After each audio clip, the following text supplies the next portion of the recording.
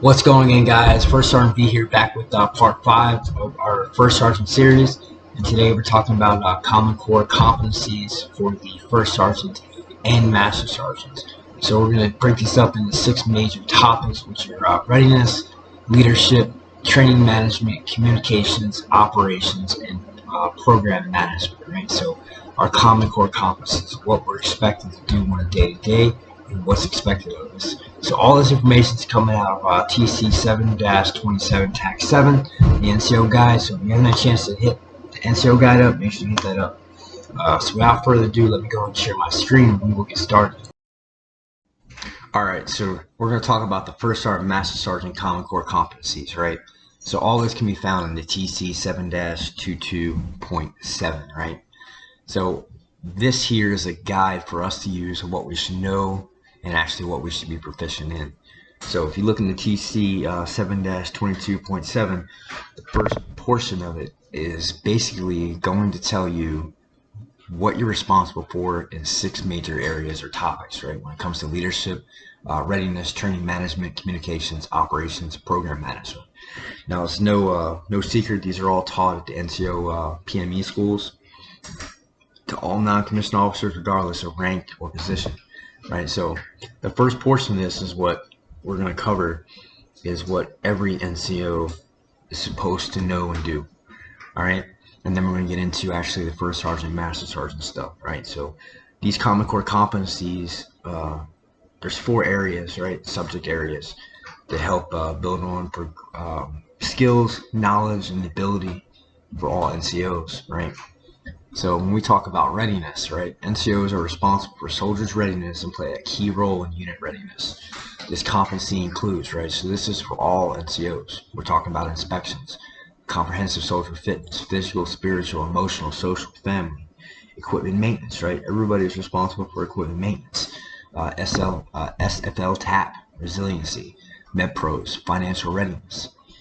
And then we're going to get into leadership, right? So the Army relies on all NCOs capable of conducting daily operations, executing complex tactical operations, and making intent-driven decisions.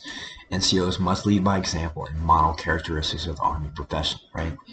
So all NCOs should have these competencies right here. What we'll talk about is servant leadership, counseling, coaching, mentoring, ethics, values, character development, leader requirement model, right? So all NCOs should know what the leader requirement model is and actually how we go about it.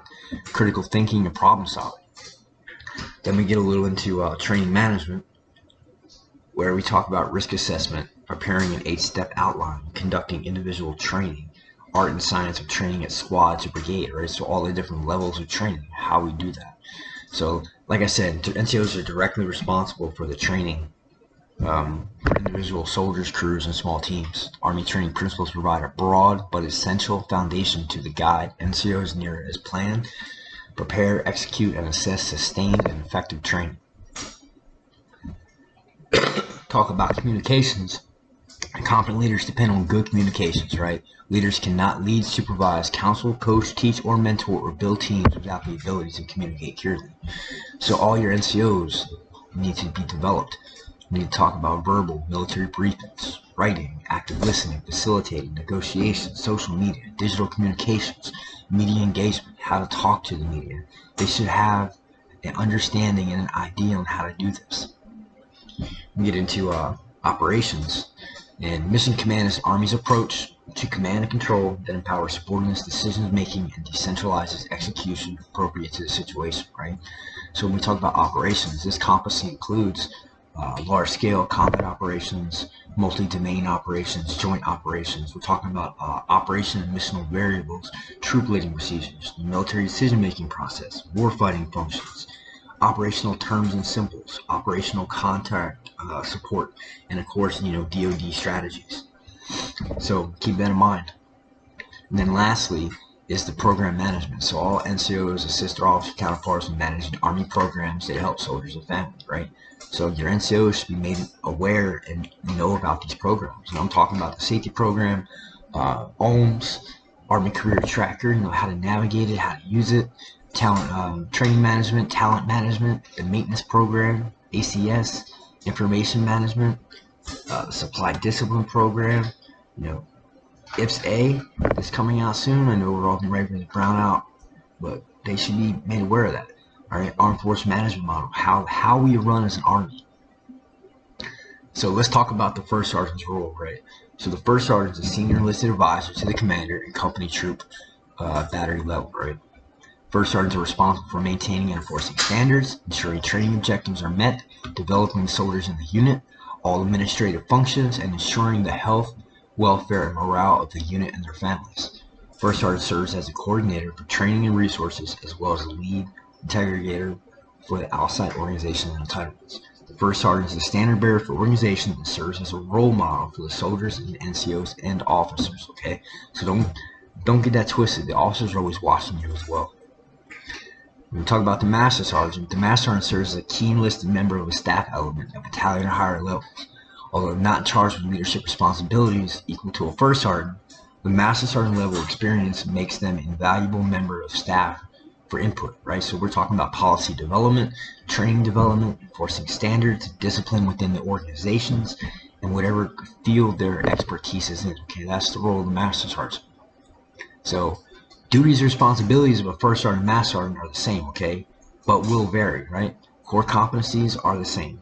These competencies include but are not limited to. So now we're going to get into the common core competencies of the First Sergeant and Master Sergeant. So this is what we're expected to do daily and what we're supposed to know, right? So when we talk about readiness, right? So First Sergeant, this is what we're charged to do. Assist the commander in prioritizing 350-1 training. Enforce the training program, right? Supervise, guide the unit's medical readiness MEPROs. A lot of our day-to-day operations is MEPROs and HR metrics, awards, evals, all that stuff, right? Your administrative stuff. Support and enforce the integrated disability system, okay? Promote and establish relationships with supporting organizations that assist operational or organizational readiness. Advise the commander on Uniform Code of Military Justice actions. Implement and manage the unit physical readiness program. Enforce and support the Soldiers for Life Transition Assistance Program. All right, so make sure that you have soldiers getting out. You're having them take advantage of the SFL tab. And then, of course, we manage the unit commander's financial report. I'm going to do a whole series on how to actually read the report and how to actually get the updates and stuff we need done. Leadership. So live and demonstrate the attributes and competencies of leadership requirement model. Okay. Exhibit and maintain an atmosphere of respect, adaptability, and resiliency. Assess, create, foster an ethical and positive culture and climate within the organization. Extend influence within and beyond the chain of command. Okay, so build those relationships with your battalion counterparts and so forth. Prioritize presence at training and determine daily the most important place to be within the organization. So you set the time, right? You set the place, the uniform, all that stuff. Communicate and drive the commander's vision. So it's really important that you have a good, solid relationship with your commander so you understand his vision, his goals, so you can meet his intent, okay? And relay that down to your soldiers and leaders. Recognize discipline initiative within the commander's intent through competency-based talent management. Strengthen the characteristics of trust, honorable service, military expertise, esprit de corps through stewardship of the Army profession. And then, of course, coach and foster servant leadership through effective counseling and development. When we're talking about training management, this is what we're responsible for. Develop an organizational learning culture, design, implement, and manage an NCO's leader development program, and coach junior officers. Like I said, platoon leaders are also our responsibility. The XOs are our responsibility. We have to be able to do that stuff. Provide oversight to training management process, direct the input of completed training data in the system, which is DTMS. DTMS is our system of record for everything. We need to make sure that we do that. Identify and communicate resources needed to allow training and cross-training proficiency, right? So understand and participate. Monitor and evaluate individual and collective training in accordance with the unit medal. So it's very important that you know your medal and you know how to actually up your medal. Driven the implementation of the 8-step training model. Recommend, implement, and enforce policies and standards in training. Communication, right? So utilize both oral and written products to effectively communicate ideas, viewpoints, and military correspondence. Demonstrate confidence, presence when speaking publicly. Employ active listening. and the components of communication to solve problems and achieve results. Translate military briefs to the appropriate stakeholders to create shared understanding, right? So when you get information from battalion, brigade, or higher, you should not dummy it down, but put it in a way that your younger soldiers, younger leaders will understand. You can get the message through. Understand organizational level policy and apply to all direct levels. So understand the policy letters in your battalion, your brigade, your company, and enforce them, right? Exercise and enforce emotional intelligence, right? We're talking about self-awareness, self-management, social awareness, and social skills. So operations, this is a huge part of what we do, right? So understand the operational environment, right? Exercise and support of the commander's priorities and enable mission command. Extend the operational reach of the commander in all aspects, analyze operational gaps in both organization and plan, leverage the shortfalls, right? Engage through the process planning to ensure training objectives are well defined, validate unit sustainment practices, understand Army doctrine associated with mission command and operations, endorse and enforce the command's SOPs, advise the commanders and staff, direct the NCO support channel in all operations, right? So leaders must be accountable and responsible for their subordinate proficiency, right? So keep that in mind. So lastly is program management, right? So train and educate subordinates on the Army and organizational programs. Assist and develop maintaining a training calendar, create predictability for service members, and enable comprehensive soldier and family fitness. Execute talent management. Lead information within your unit, oversee social media platforms and online conduct. So one thing I like to do, I like to once in a while go in there and see what my soldiers are doing, right? Nothing wrong with that.